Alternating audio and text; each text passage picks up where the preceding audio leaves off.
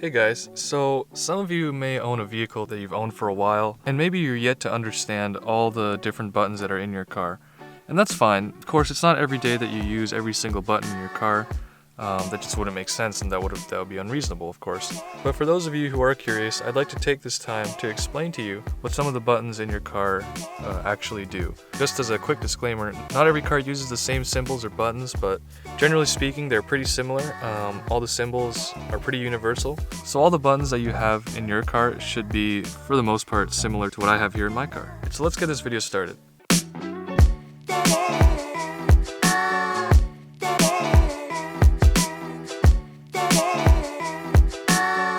I'll start kind of going from left to right. This set of buttons here.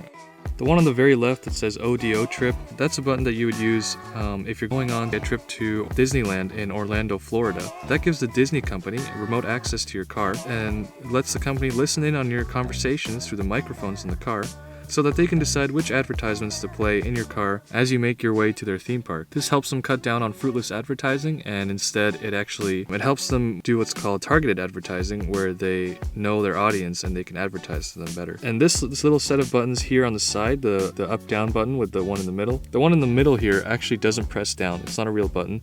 These ones do go up and down. If the middle symbol lights up, that means your car's at a stoplight and it's got an idea. Present that idea in either the gauge cluster if it's a screen, or in the middle screen if you have one. These two buttons on the left and right give you the option to either upvote it or downvote it as an idea. So if you don't like it, you can press the down button, and if you really do like the idea, you can press the up button. The topics of these ideas can span from anything to general life advice to what you should eat that day. Just below these buttons is this set of buttons. The one on the very left here. This can often be one of two things. The first thing is something that I can't explain on this channel because there may be viewers that are 18 and under. Although this one is missing a letter, it is very close to an activity between two different cars. The other use that this can have is if you're in a big sticky mess, which is what BSM stands for. And of course, this is if you're in an accident that involves two cars. And the diagram here represents the situation. Sorry, there's geese over there. I don't know if you can hear the geese honking. It's very loud where I am. As you can see in the diagram, this represents the situation in which you would use this button. Two cars have been in an accident, one has been severed in half, and between them is two little lines. Now some people may think that that's some sort of signal waves, but that is in fact actually the dismembered legs of someone who's been involved in that accident. So clearly in that situation you would call that a big sticky mess, and that's when you would press that button, then crazy things happen. I've never had to use this button, thank goodness, and I hope you never do either. But if you do ever find yourself in a situation where a car is torn in half, or if someone involved in the accident has been dismembered, then this is the perfect time to use this button. Moving on to this one here, you can clearly see that this is a diagram of a windshield with a single wiper, which is odd because this car has two wipers. Now, this is another button that you'd use in an accident, but in a different kind of accident. So clearly the only time that water would be up your windshield like that would be when you're underwater. So this is the button that you'd use if you've somehow driven off the road into a lake or into a river and your vehicle's starting to sink. Water is coming out the windshield, so when that happens you want to press that button. What that does is it actually activates the windshield wipers, and they go so fast that they actually clear away all the water from the front of your car so you can break through your windshield and then swim up to safety. So this one is actually the engine on-off pedal here. Now there is a button that says start stop engine just on the right side of my instrument cluster, but we'll get to that after because that actually has a different meaning. What this does is if you push it with your foot, it actually turns the engine on and off. So yeah, pretty simple there, not really much to explain. These two buttons right here are kind of interesting. I'll just lift this one up for you so you can see it better. So this one is when your car is running low on fuel. It's obviously hungry. So what this does is it opens your car's mouth, or the hood as some people call it, and then what it does is it actually, as it's driving along, it'll scoop in air, and from the air it'll take any kind of flammable particles or chemicals that it can sift out of the air, and it'll actually put it in your fuel tank, and it'll fill up a little bit, not too much, but a little bit. This car, I believe, for an hour of driving with the mouth open will actually fill your tank about a quarter of the way. So for some cars it might be different, but for my car, that's how much it gets. Not great, not terrible, but it's better than some for sure. This button is actually a pretty fun one. So this is the button for the active rear spoiler, which most cars have. When you press it first, obviously it'll go up, and then when you press it again, it'll go down. This is useful for when you're on the track or just when you're doing some spirited driving. I don't like to use it that often just because this car doesn't really warrant the need for a spoiler because it doesn't have the capabilities of using one.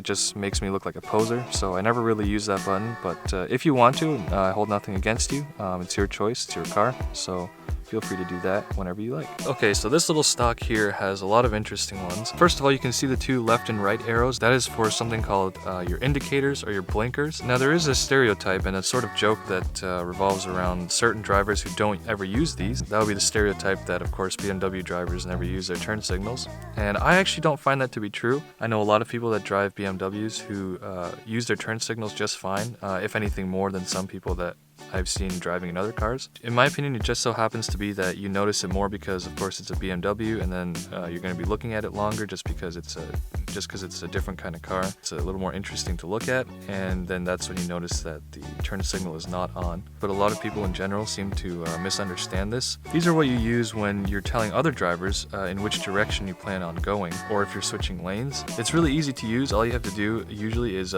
flick it up to go right and flick it down to go left. Now my stock has a different function where it doesn't really stay. It just presses down and it keeps it going, and then it self-cancels. Or if you're just doing a quick lane change, usually you can do like a half tap where it just goes down to the first setting.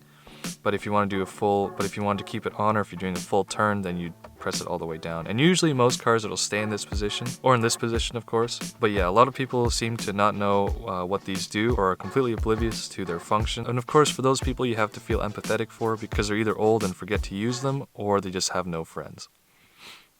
These little symbols on the left that you see here just beside the turn signals are actually related to space travel. On most cars when you see this means that your vehicle is capable of space travel. It's a dealership accessory. I personally opted out for it because I don't go to space that often, but that's what you would use it for if you had it. So on the little circle on the bottom there, that just represents the Earth and Earth's atmosphere. And if you're to set it down to there, so you can see the little white mark is now beside the circle. So that tells your car that you are in fact on Earth within its atmosphere, and it'll change its settings accordingly. When you switch it up to auto, as I have it here, this means that your car will actually sense where you are within the universe. Obviously, I stay on Earth most of the time, so I keep it on auto. Now, if you put it to this setting, and as you can see, a little light comes on in the dash there, that means that as you're launching into outer space, somewhere in front of you that you see two Sputnik satellites about to collide. That would be really unfortunate if you were to become part of that fiasco. In this situation, you'd set your space travel settings to this setting right here, and then the car will automatically adjust its course so that you don't become part of that collision.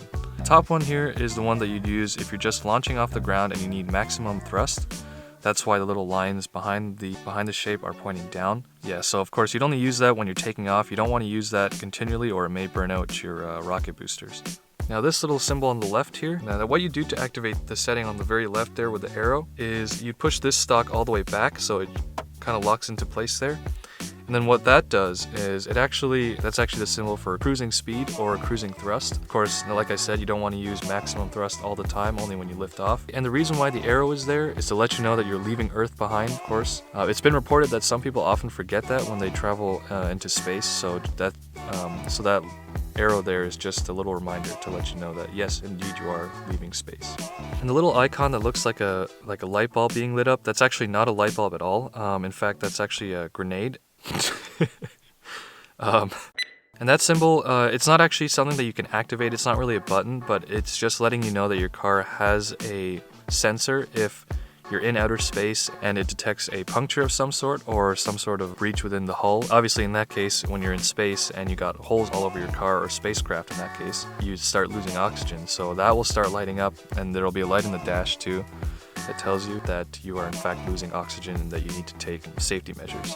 Moving on to this little set of little paddles right here. So you can see that the one on the right is a plus and the one on the left is actually a minus. Let me just zoom out here so you can see both of them. This one's for the parents that have to drive their kids to school. Obviously sometimes little Timmy doesn't do his homework when he's supposed to. So this is for when you're on your way to school, when you're about to drop him off and he needs to finish his math homework. Then you can show him visually using these two buttons whether he needs to add the numbers or subtract the numbers. Moving on to this little button here, you can see the symbol of what looks like a robot's face with more Wi-Fi signal coming out of it. It kind of looks like a robot or an Easter Island head, but it actually represents a human head, human face I should say. And the little Wi-Fi signal things coming out of his mouth are not actually Wi-Fi signals. That is to represent someone who has released gas, whether it's a burp or whether it's from below decks. Now the reason why this only shows the burp diagram and not the other one is because in some countries it's actually considered rude to show pictures of human posterior giving way to wind.